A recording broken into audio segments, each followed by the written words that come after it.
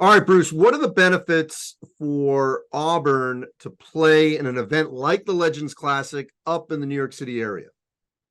Well, Andy, you and I both grew up in Boston, and it always kind of bothered me as a Celtics fan that they always thought that New York was the hub of basketball, Madison Square Garden. That was it. That was the birthplace of basketball, and in some ways they were kind of right.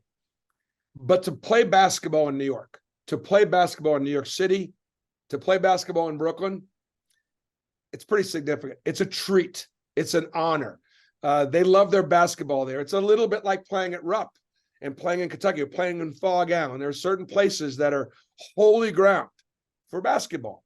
And certainly New York and Brooklyn is one of them. So taking my kids there, and then also, getting a chance to go to one of the greatest cities in the world, and going by 9/11 and doing some of those things. We are always going to continue to do that stuff. So I think it has a lot to do with the location.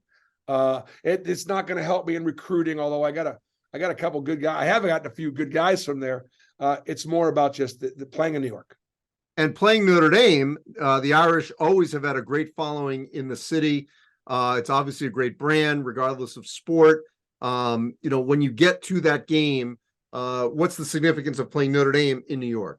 Well, first of all, there were a lot of people that didn't want to get into this classic because they didn't want to play Notre Dame in New York.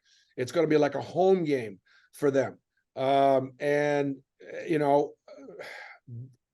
me, I'm an idiot. I'm not afraid. I'm afraid now because their coach, he's one of the best in the business. Now, I'm telling you right now, like Notre Dame's always been great. Coach Bride did a phenomenal job, and and they got great history of basketball. That history is going to continue in a very, very positive way. You've done a great job, regardless of stop, of roster management. This is a complete new era in college basketball. You have a lot of turnover. Obviously, you got Johnny Broome, who's back as one of the highest profile bigs in the country. But still, how did you manage all these newcomers, the holdovers, to put together a team that certainly will contend in the SEC? Andy, I think everybody's trying to get old and stay old. Can you get old and stay old? We saw that in the Final Four, with the exception of UConn and their overwhelming talent. Florida Atlantic and San Diego State were a couple of teams for sure that were just older, and so the only way you could do that is through the transfer portal. The portal's been open for 3 years. In my first year, I had 4 transfers in Jabari Smith. So those are 5 incredibly impactful players. And every single one of our transfer portal kids were either on conference or starters. Last year, I only took one, Johnny Broome, as you mentioned. And he was an all-conference player, and one of the more higher profile returning inside players in the country, and 3 really good freshmen. Only one of those freshmen stayed.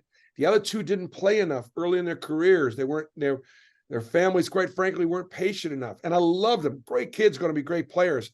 But you got to be careful recruiting freshmen right now, because if you recruit freshmen and they're not playing 25 minutes a game, they leave because of the transfer portal. And we teach these kids to flee, not fight. So therefore, I got to play by the rules. And we've gotten 4 good transfers, a couple of junior college players, 1 Division II player, and 1 mid-major player. Denver Jones, a mid-major player. He's gonna break out this year. He was a leading scorer at Florida International. Chaney Johnson, a Division II player, terrific athlete. He's gonna be a great story in the SEC this coming year. Chad Baker started at Duquesne, San Diego State, and then won a national championship in junior college last year. So you got to kind of go shopping, and with NIL, you also got to shop for bargains, and you got to go shop for guys based on what the collectives think are their values. And with everybody's got limitations on funding, you got to look for a really good player that is the right value.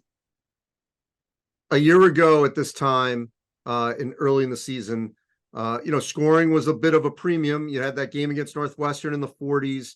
What do you hope your offense will look like in terms of productivity in November? I know it changes throughout the course of the season, but what are you hoping that you'll get out of this group? Andy, I think we're better offensively than defensively right now. I did lose some really good defensive players a year ago. Alan Flanagan, Zep Jasper. Wendell Green was an underrated, really good defender. think replace them with really good offensive players, guys that can shoot it. We didn't shoot it great last year. We'll shoot it a lot better this year. You're going to have to guard a bunch of our guys from three, including Janai Broom, and that's going to spread the offense out.